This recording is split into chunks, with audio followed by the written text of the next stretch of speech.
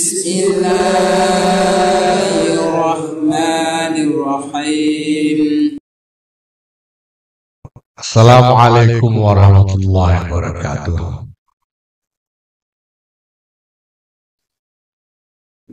Alhamdulillah, syukurillah, wassalatu wassalamu ala rasulillah, sayyidina wa maulana Muhammadin ibn Abdillah, wa ala alihi wa sahbihi wa mawalah. Yang mulia para kiai, para nyai yang saya hormati, alhamdulillah.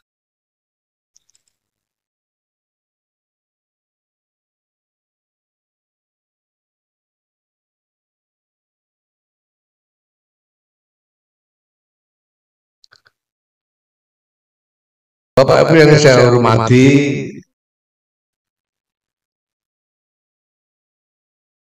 menulis itu memang tradisi yang relatif baru di kalangan pesantren-pesantren kita.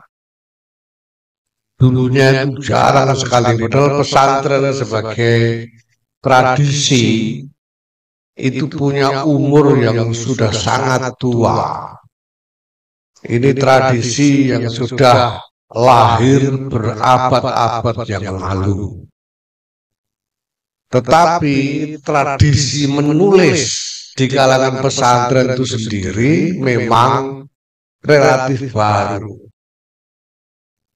Sehingga sampai sekarang pun masih belum banyak kiai-kiai kita yang mementingkan menulis sebagai bagian dari khidmah ilmiah. Beliau-beliau di dalam mengarungi dunia pendidikan di pesantren. Satu dua muncul sejak zaman Kiai Soleh Darat misalnya. Tapi sesudah itu jarang sekali. Memang ada yang produktif, tetapi ditulis oleh kiai yang tidak menunggui pesantren di Nusantara. Kiai yang sudah jadi kiai internasional di Haromen sana, misalnya seperti Kiai Nawawi Banten. Kiai Nawawi Banten ini sangat produktif, kitab-kitabnya banyak, tapi beliau menulis itu ya di Makkah sana, di tanah haram, bukan sambil menunggui pondok pesantren seperti kiai-kiai kita di sini. Nah, sementara kiai-kiai kita sendiri ini jarang sekali. Satu dua saja yang keluar tulisan-tulisannya. Sampai sekarang masih jarang kita dapati tulisan-tulisan karya dari kiai-kiai pesantren. Hanya segelintir saja kiai-kiai yang menulis buku-buku atau kitab-kitab. Nah, dulu itu di antara yang ngotot ingin mengembangkan kebiasaan menulis, itu salah satunya kakek saya, Kiai Bisri Mustafa. Pokoknya nulis. Sehingga kalau banyak kiai-kiai yang lain itu wiridannya itu wiridan zikir, wiridan hizib, wiridan selawat misalnya. Itu kalau Kiai Bisri Mustafa itu wiridannya nulis. Sampai-sampai di dalam perjalanan kalau diundang pengajian ke sana kemari itu di mobil itu nulis. Pokoknya selama belum ngantuk nulis, sehingga apa saja ditulis. Apa saja ditulis. Ya, kalau sekarang orang mengenal tafsir Al-Ibriz, ini salah satu yang laris lah. Ada tarjamah dan syarah singkat Alfiyah, Ausatul Masalik, ada kitab apa namanya Mantik, Sulamul Munawwarah dan lain sebagainya. Ini yang banyak dikenal orang. Tapi segala macam ditulis, pokoknya saelingnya. Sehingga banyak yang aneh-aneh yang mungkin banyak orang tidak tahu. Kiai Bisri itu pernah nulis kitab judulnya Silsilah Wayang. Jadi di situ, kalau sekarang ribut-ribut silsilah Ba'alwi itu barang kuno. Dulu itu saja Kiai Bisri itu pernah menulis silsilah wayang. Mulai Abimanyu bin Arjuna bin Pandu bin Sentanu bin ngantek Sang Hyang Wenang. Itu ditulis oleh silsilah wayang. Jadi kitab. Ya gitu itu ya tidak usah jurus, itu kitab sezaman yang jadi sumber mana ya tidak usah ditulis, apalagi dites di DNA segala macam. Mau cari DNA-nya Sang Hyang Wenang itu dari mana? Ada namanya kitab andeng-andeng, ditulis oleh saelingnya. Kitab andeng-andeng. Jadi dibahas di situ andeng-andeng letak. Andeng-andeng itu tai lalat. Mulai dari ujung bon-bonan sampai ujung kaki. Kalau orang andeng-andengnya di bon-bonan itu wataknya biasanya begini. Kalau andeng-andengnya di dekat mata begini, kalau di pipi begini, dan seterusnya sampai ujung kaki. Bali waktu itu pertanyaan sampeyan ini nulis kitab andeng-andeng dasare opo kata Mbah? Dasare opo? Jadi terus tinggal rujukan iku opo? Qur'ane ora ana, hadise ora ana, akwale ulama ora ana, dasare apa? Kata Mbah Bisri, lho tak sebut ngono kok. Tak golek ora ana, wis tak kaca kabeh ora ana. Ora mbok sebut dasare blas. Wis tak sebut. Di bagian dene gorene kitab. Diambil kitabnya dibuka sama Mbah Bisri jujuk bagian belakang. Oh ini loh, sesudah menerangkan makna andeng-andeng dari ujung rambut sampai ujung kaki itu, lalu ditutup di kitab itu dikatakan sedoyo wau ada dasar kira-kira. Itu dasarnya. Jadi kira-kira itu boleh. Kira-kira orang mesti.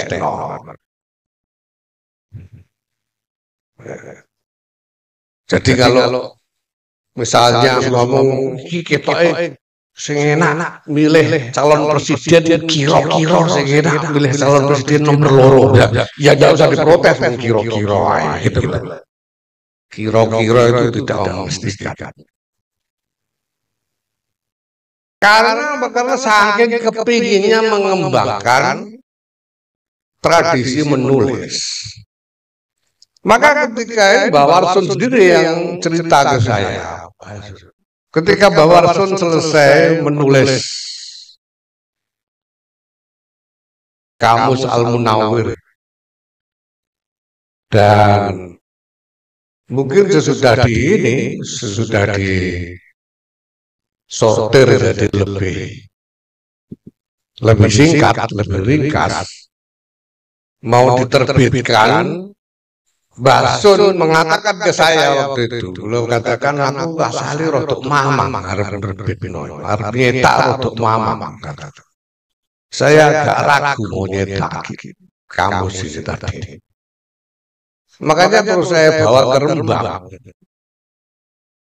Saya bawa Mak Gowon ini mbahmu katanya.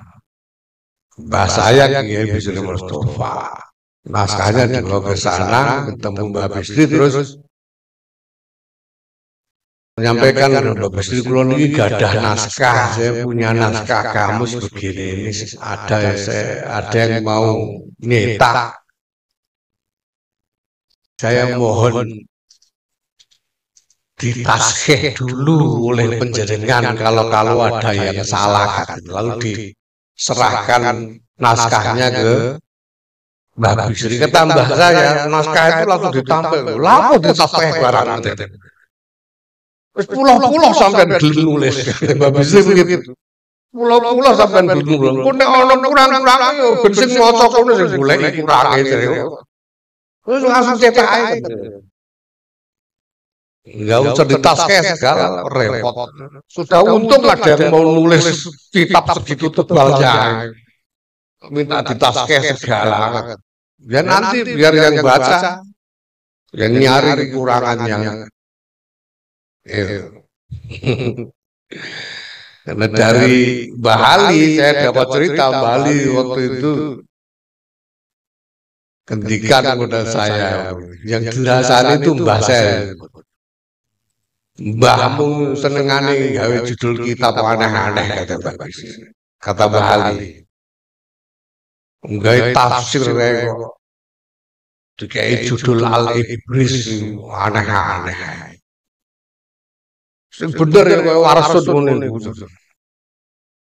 Kamus Al-Munawwir beres.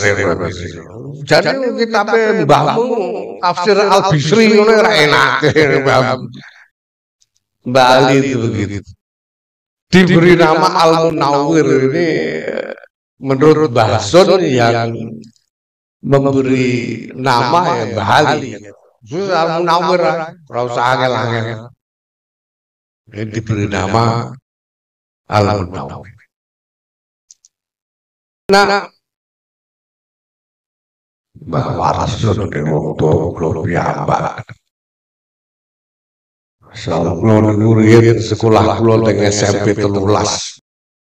Bisa pendinten wirawiri liwat ngajeng daleme Mbah Sun.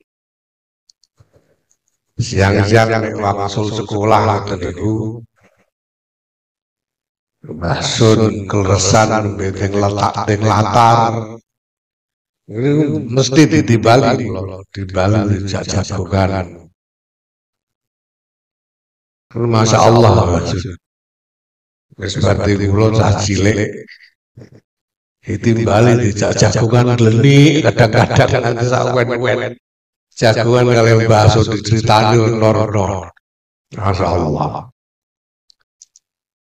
Nah, ini satu hal yang saya juga ingin sampaikan khususnya kepada santri-santri. Al-Munawwir ini ditulis sekitar tahun 75, pertengahan 70-an sekitar itu. Dengan isi yang begitu ekstensif. Ini bukan cuma kamus kayak yang dicetak sekarang itu, tapi dengan rujukan macam-macam yang di Qur'annya begini. Dan itu belum ada komputer tahun pertengahan 70-an itu. Artinya apa? Mbah Sun itu nyari rujukan kalimat mufrodat dari Quran itu diolah alik sendiri Qurannya itu. Oh sekarang gampang ada algoritma segala macam komputer. Rujukan komputer dari mana? Enggak ada. Ini diolah alik sendiri. Ini bayangkan tahun 75. pertengahan 70-an itu Mbah Sun itu umur berapa?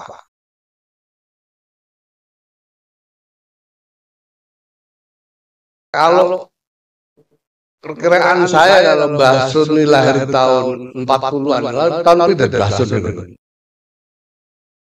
Mbah Sun itu tahun itu lahir pun. Sekawan dosonan kita. Ya mungkin tahun 90-an lah. 40-an lah. Iya.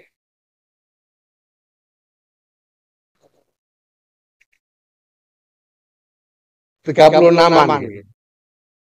Baru 30-40 tahun. Yes, mana Mbah Sun itu ketika nulis kamus Al-Munawwir ini. Saya pernah menulai kitab karangannya Ki Sahal Mahfud. Judulnya kitab itu Faidul Hijah. Kitab Faidul Hijah ini kitab syarah, jadi Sulam Safinah itu, kitab Safinatun Najah itu dibuatkan nadzoman oleh Kiai dari Cirebon. Kiai Mas'ud atau siapa kalau tidak salah dari Cirebon. Nah, nadzoman itu kemudian disarai oleh Kiai Sahal Mahfud menjadi Faidul Hijah. Dan ketika saya baca Faidul Hijah itu, Masya Allah, itu ilmu sembarang kali dimasukkan situ semua. Mulai dari tafsir, usul, sampai arut, semua masuk. Nahu, sorof, sampai arutnya masuk semua. Di dalam Faidul Hijah itu, syarahnya Mbah Sahal. Jadi baca kitab itu bisa pinternya bisa tambah berlipat itu, karena terus ngerti ilmu sembarang kali. Nah, ketika saya lihat tanggal cetaknya ini bukan tanggal nulisnya. Tanggal cetaknya itu sekitar tahun 60-an. Mbah Sahal itu kira-kira kelahiran tahun 36 atau lebih muda sedikit. Mbah Sahal itu. Hitung setelah saya hitung itu. Mbah Sahal nulis Faidul Hijah itu usia beliau baru sekitar 25 tahun. Beliau nulis Faidul Hijah. Ya, isinya luar biasa. Ditakrir dan dipuji-puji oleh Kiai Zubair Sarah, ayahnya Kiai Maimun. Jadi saya melihat kiai-kiai kita ini sejak usia masih sangat muda sudah mencapai kapasitas keilmuan yang excellent. Proses penulisan Al-Munawwir itu aja lama sekali, berarti Mbah Sun itu mulai nulis Al-Munawwir itu mungkin ya sekitar berusia 20-an tahun. Kiai Sahal menyelesaikan Faidul Hijah itu usia baru 25-an tahun. Itu kiai-kiai kita dulu. Nah, sekarang saya lihat santri-santri zaman sekarang, ya Allah Gusti. Umur 25, umur 40 masih papongan, enggak ngerti apa-apa, itu gimana santri-santri.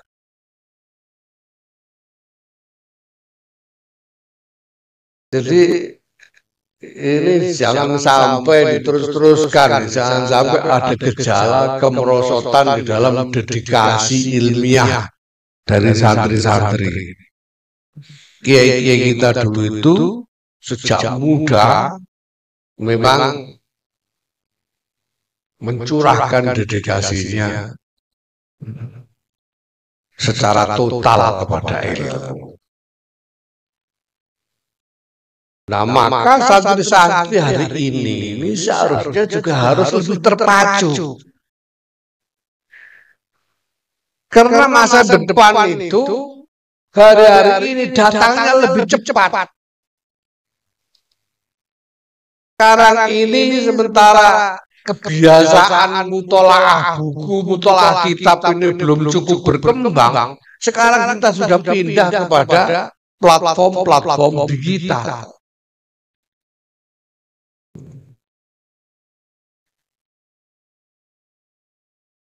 Dan santri-santri tiba-tiba harus berhadapan dengan kenyataan-kenyataan baru seperti ini. Nah, maka saya kira ini juga harus menjadi momentum yang memacu gairah dari santri-santri kita ini untuk menekuni ilmunya.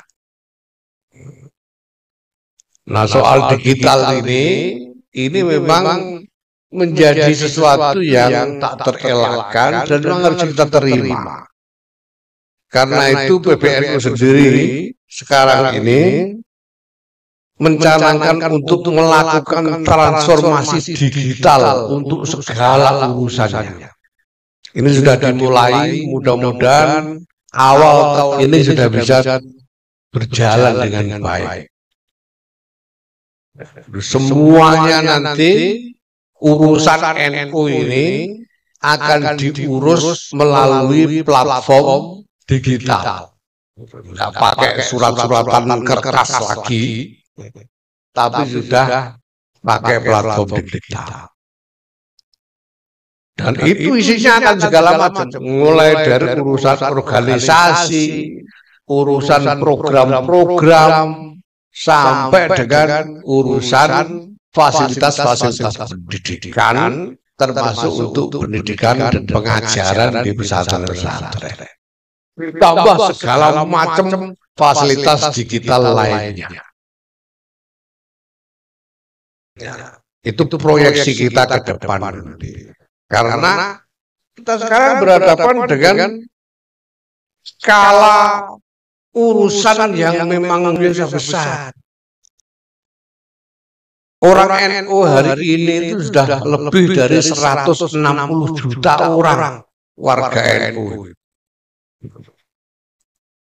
Tahun 50-an dulu warga NU itu paling baru sekitar 15-an juta. Sekarang 160 juta. Tidak mungkin ini semua dikelola secara manual. Maka mau tidak mau kita harus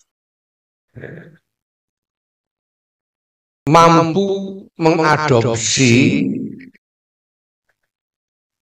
teknologi-teknologi baru, khususnya terkait dengan teknologi digital ini.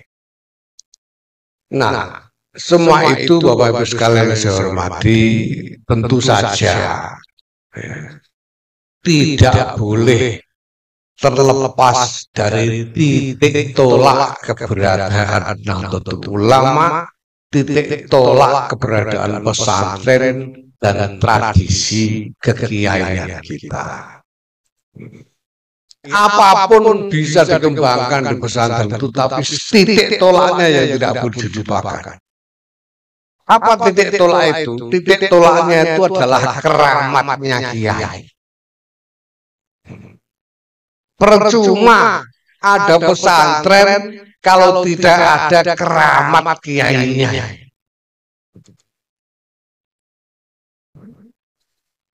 Karena tanpa keramat kiai ini, ya sama saja dengan yang lain-lain. Bedanya cuma ngomong gitu saja. Tapi selebihnya sama saja. Tapi karomah dari para kiai inilah yang menjamin asar yang barokah dari pesantren itu sendiri.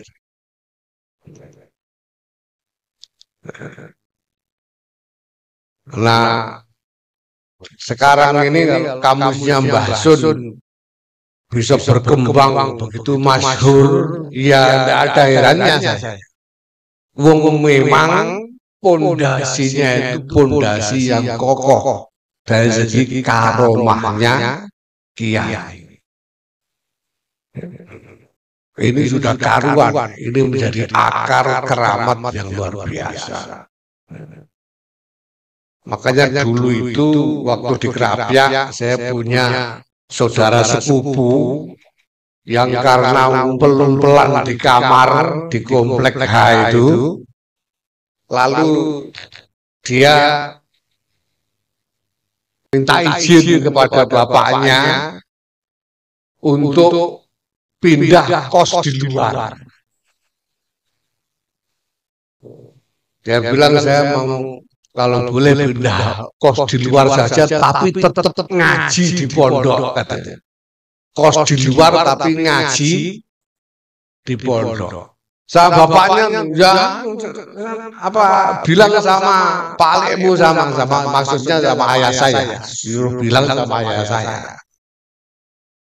Bilang sama ayah saya katanya mau pindah kos di luar tapi ngaji. Kata ayah saya, ojo. Orang kan luwe HP manggon ning jero senajan ora ngaji. Tinimbang manggon ning jaba cek ngaji lah. Karena apa ya? Karena keramatnya kiai. Karena tinggal di pondok itu yang pertama-tama penting adalah pengayoman dari pengayoman ruhani dari kiainya. Itu yang paling penting. Soal ngajinya ya pokoknya kan tinggal nunggu futuhnya Allah gitu saja soal ngaji. Yang penting dapat pengayoman rohani. Makanya sekarang saya juga niru. Pokoknya anak saya suruh di pondok. Saya diwakili sama kiai-kiai yang anak-anak kesep pun lah gel pondok manggon di pondok pulau-pulau. Sing penting untuk barokah kesep. Ini karena itu. Nah maka kiai-kiai anyaran ini perlu diingatkan. Yang penting itu keramatnya. Soal ngajinya itu. Zaman sekarang itu ngaji tanpa guru bisa kok. Kalau cuma pengen bisa bahasa Arab aja, nggak usah pakai guru, bisa. Belajar apa saja sudah bisa. Maka eksistensi pondok pesantren itu pertama-tama yang paling penting adalah pengayoman ruhani dari kiai-kiainya. Maka kiai itu harus keramat, kalau tidak keramat berat. Keramat berat. Karena kuncinya memang ada di situ. Nah kita beruntung bahwa Nahdlatul Ulama ini tumbuh dengan pondasi kiai-kiai pondok pesantren, dengan pondasi modal ruhani yang menjadi andalan utama. Nah, saya mohon doa restu juga dari Bapak Ibu sekalian, mudah-mudahan Nahdlatul Ulama ini ke depan sungguh-sungguh dijaga, dipelihara oleh Allah Subhanahu wa taala, tetap di dalam manfaat dan barokah ila yaumil qiyamah. Mudah-mudahan amin. Wallahu muwaffiq ila aqwamit thoriq. Wassalamualaikum warahmatullahi wabarakatuh.